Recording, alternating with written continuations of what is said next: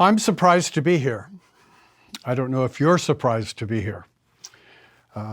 Almost 15 years ago, I finished a 73-part series for Ligonier on the history of the church. And I thought I was done. 73 lectures on church history seems like a lot, although at the time I felt I had gone over everything very quickly in a very shallow way. But I did not expect to come back to add on to church history. 15 years is a long time in one sense. You could probably see it on my face if you compare the earlier videos with this one. But 15 years in church history time is hardly anything. And I hardly thought that anything would happen after I finished those lectures that would warrant. We're still not quite sure what we're going to call this. This postscript, this addendum, this ranting about one more thing. But I believe that things have changed in the last 15 years in a way that makes it appropriate to return to this question of what is God doing in church history? What is God doing in the history of the world and the history of His people? How have things changed? And I think it's important to do that because I think there have been important changes, surprisingly important changes that have taken place in Western history in the last few years. And that as a result of that, a lot of Christians are feeling confused. They're feeling somewhat disoriented. Maybe not younger Christians, but older Christians who have seen so much change in the world are wondering what's happening. Why do I feel somewhat disoriented, somewhat disconnected? And I'm hoping in these lectures to try to help people think through some of those feelings of surprise and disorientation and to understand what's going on. When I was young, one of the theme songs of our time was Bob Dylan's "The Times They Are A-Changin'."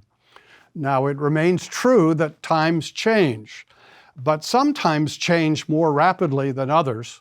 And I think we are living through a time of remarkable change. And I want to talk about, first of all, what is the nature of that change? Why has it come about? And how should Christians respond? So first of all, what has happened? What is the change? What's taken place? And different people will probably have a different answer to that question. But what I'd like to suggest is that what has changed in such a dramatic way, and what has led to the fact that particularly older Christians are feeling significantly disoriented, is that Christendom has come to an end.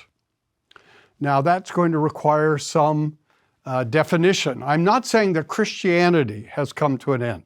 I want to be very clear about that. Christianity is alive and well and is flourishing under the sovereign plan of God, and we can rejoice in that and be glad about that. But Christendom is different from Christianity. What do I mean by Christendom? Well, Christendom ends with the word or phrase or syllable, dumb. Now, that doesn't mean it's unintelligent, as you know. It's an abbreviation of dominion. It's Christ's dominion. Christ's dominion over the nations. And Christendom has been a reality in the Western world probably from the early 4th century. That's a long time ago. That is to say, Christendom was introduced as a reality by the Emperor Constantine in the early 4th century. Now, what does that mean? Well, it means that the Emperor Constantine gave to the Christian religion special legal status in the ancient Roman world. He supported Christianity. He gave gifts to Christian leaders.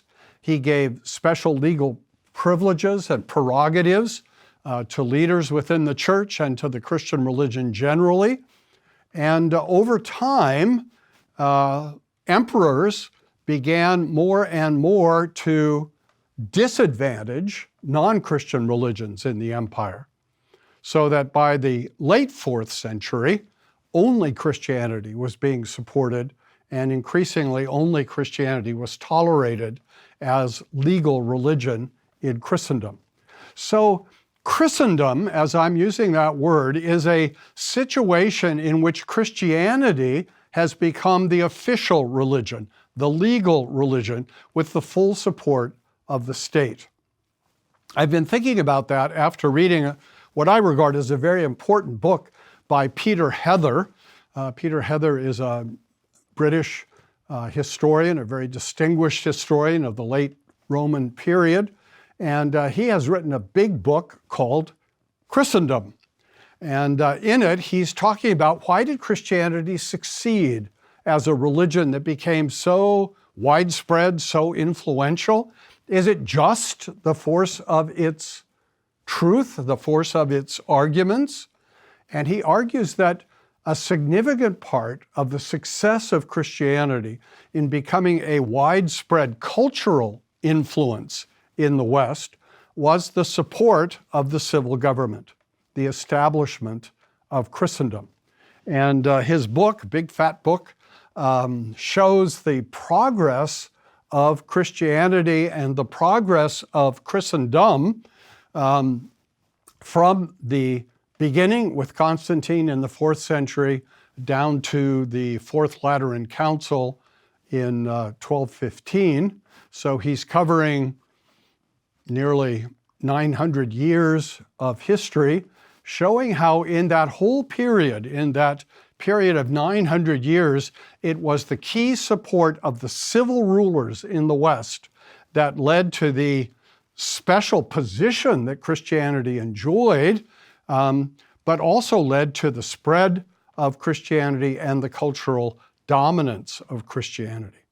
So Peter Heather doesn't talk about the end of Christendom at all, but he does talk about the establishment of it and how Christianity, it's hard to see, could have succeeded the way it did without the level of civil support that it received from governments. As a kind of footnote, we can say one of the interesting points that Peter Heather makes in his book is that although the Pope during this period would often assert his rights and his authority over the church, Peter Heather argues that until 1100 or even later, the Pope had no real authority over the whole church, that it was really the emperor and later kings who exercised practical authority over the life of the church. And this was all part and parcel of Christendom. So the argument that Peter Heather makes there is a very interesting apologetic argument for Protestants, that the Roman system as we see it today, as we understand it today, the Roman system of the authority of the Pope, of the 7 sacraments of the church, Peter Heather argues are a rather late development in reality. And when Martin Luther began the Protestant Reformation, his reaction was not against a system that had been in place for 1,500 years, as Rome often argues, but he was reacting against a system that had been in place about 300 years. So relatively new and relatively novel in certain ways.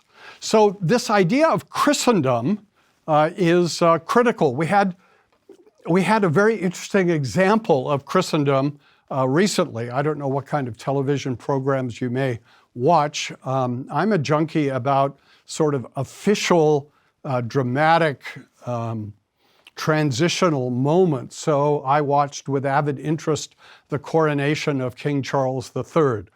I'm so old that I can even remember watching the coronation of Elizabeth II in the early 50s, and then this long period of no coronations because of the long reign of Elizabeth, and then Charles III coming to the throne.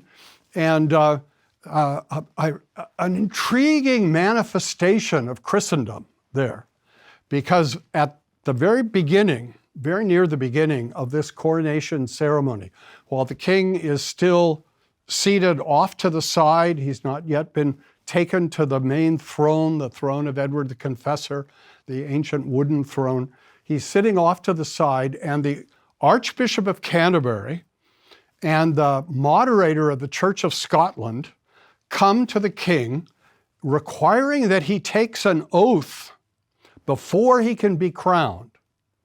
And the oath is this, that he will uphold the Protestant Reformed religion. That's an oath emerging out of Christendom, that the king takes upon himself the responsibility to uphold, maintain, and enforce true religion, which in Great Britain is the religion of the Protestant Reformation.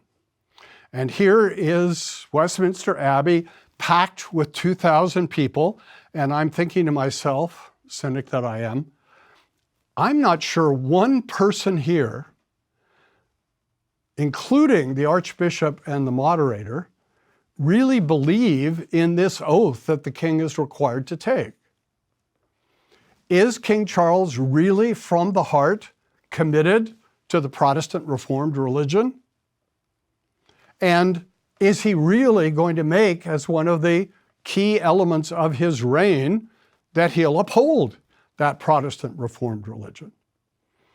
Even though maybe no one there really shares that commitment, there is still this remnant of the historic responsibility of kings to enforce true religion that's being expressed there. And you look around Europe, and still in numerous parts of Europe, there are established churches. That is, churches that receive the special support, the special recognition of the civil government. They are the official religion of those nations. In Scandinavia, it's Lutheran churches. In Great Britain, it's the Anglican and Presbyterian Church. In Scotland, in the Netherlands, it's the Reformed Church. In Germany, it's the Lutheran and Roman Catholic churches, depending on the part of Germany you're in. But these are branches of Christianity that are still legally recognized and supported by tax money. That's why in so many parts of Europe, even though the churches are often all but empty on Sunday, they can continue because they're supported not by the free will gifts of the laity that attend church, but they're supported by taxes. And as a result, these official churches continue to be represented as the legal churches of the realm. This is Christendom still in action. Maybe only the last pale shadows of Christendom, but it is still there. It's this idea that the civil government supports the church. And as a result, the church has a special influence and a special place. And that place of the church historically was supported by coercion. That is, the legal authority of the state to coerce people into doing things was used to support the church. In earlier centuries, people might be fined by the state if they didn't go to church on Sunday. In earlier days, if an alternative form of the church tried to establish itself, they would be persecuted. People could be arrested. People could be executed for following forms of religion that were in conflict with the established church. The coercive power of the state was used to maintain the official legal religion. And this was Christendom. This was the reality introduced by the Emperor Constantine and maintained, at least in part, in Europe for 1,700 years. That's a remarkable success story. We'll come back and look at what it actually meant for Christianity, and we can discuss whether Christendom was good for Christianity or bad for Christianity, or probably a little of both for Christianity, but Christendom was a huge historic, cultural factor in the history of the West and in the history of Christianity. So for that Christendom to come to an end is a shocking, surprising moment in Western history. And I'm surprised that this has been so little noted or talked about by most Christian observers. Now, that may just mean that I'm wrong, which is always perfectly possible. Most of what I say, I hope from here on, will be helpful even if I'm wrong about this. But I don't think I am wrong. I think what has really happened and has shocked and disoriented a lot of people is that Christendom has come to an end and we haven't really recognized it. We haven't acknowledged that this has happened. And so Christians in particular are living in a brave new world that they don't really understand. Now, the end of Christendom has been coming for a long time. Christendom has been under pressure for centuries now that have challenged it, that have attacked it, and in some ways have eroded the presence and the power of Christendom. One could say perhaps that the beginning of the unraveling of Christendom in the West was the coming of the Reformation. I don't like to criticize the Reformation. I'm not criticizing the Reformation. But what happened at the time of the Reformation in the 16th century is Europe suddenly found itself no longer with the ideal of one emperor and one church, but the unity of Christendom, the unity of the church, and the unity of civil authority supporting one church was broken by the Reformation. The Reformation led to a new reality in which there was more than one church. There was more than one form of the church that was tolerated and supported by the civil government. In fact, coming out of the Reformation, you had still Roman Catholic countries, but you had then Lutheran countries, and you had Reformed countries where the civil government was supporting these different forms of religion. There were other forms of religion as well. There were Anabaptists, but they were never established and became persecuted many places where they went. But this new reality of a divided church meant that people began to think differently about the role of Christianity and the role of Christendom. It liberated some people to begin to criticize the church. If Protestants can criticize Roman Catholics and Roman Catholics can criticize Protestants, then maybe there are other points of view that can criticize them both. And that began to emerge as a point of view amongst some in Europe. And so the erosion of Christendom, the attack on Christendom, often also an attack on Christianity, began to be more and more powerful in Europe. And in the 18th century, that particularly flourished.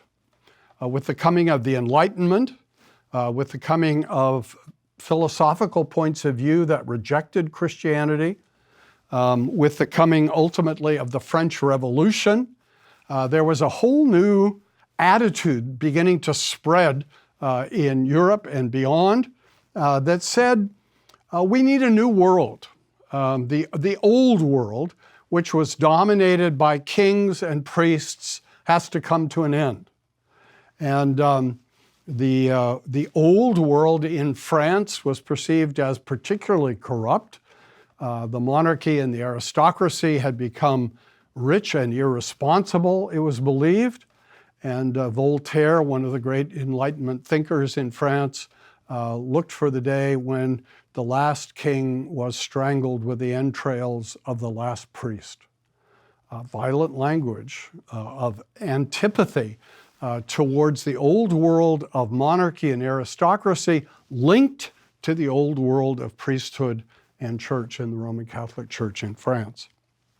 So here's a challenge now to Christendom. And the French Revolution dismantled as much of Christian presence and Christian influence as they possibly could. For a time, the French Revolution even experimented with doing away with a 7-day week. They said a 7-day week was irrational, that we ought to have a 10-day week. And that would be more modern. It would be more mathematical. It would be easier to adjust. And 7-day week was just a leftover remnant irrational from Christian days. They weren't able to pull that off in the long run, but it was a sign of the thoroughness with which they were trying to dismantle all things Christian and bring in a new world. The French Revolution for many became an inspiration, an aspiration of what might be accomplished, what might lead to a better world.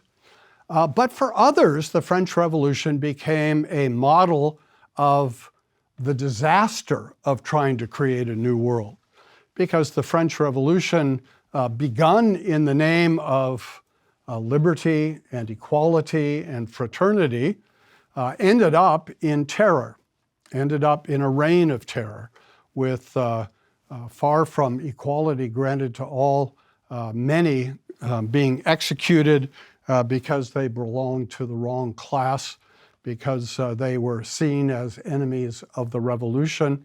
And then after the terror, the French Revolution, far from establishing a republic in France, which had been the initial goal, ended up with the establishment of an empire with the rise of Napoleon. And all of a sudden, they are back with a monarch. They are back with a despot. They are back with a new court. They are back with the Pope coming to crown Napoleon, even if Napoleon didn't actually allow that. But this new world that was being established, they thought, suddenly was revealed as being a world that was unstable, a world that was unraveling against the very ideals with which it had initially been formed. And so this first attack on Christendom, this first headlong attack on Christendom, proved not to be very successful, but raised this image in Europe. Where should we be going? What should be the direction that guides us? Is Christendom really over? Now, Christendom reasserted itself after the fall of Napoleon. The Congress of Vienna in the early 19th century kind of recreated monarchies in Europe, reinforced monarchies in Europe. A king was brought back to France. The Roman Catholic Church became the right-hand man of the king in France. So there was a resurgence of Christendom, but the attack had led to questions. Is Christendom the wave of the future, or is Christendom just kind of the breathing its last breath with its demise clearly in mind? The 19th century became a great century of rethinking, a great century of renewed alternatives being presented to Christendom. And so it's to that subject of the 19th century and its attack on Christendom that we'll return to next time.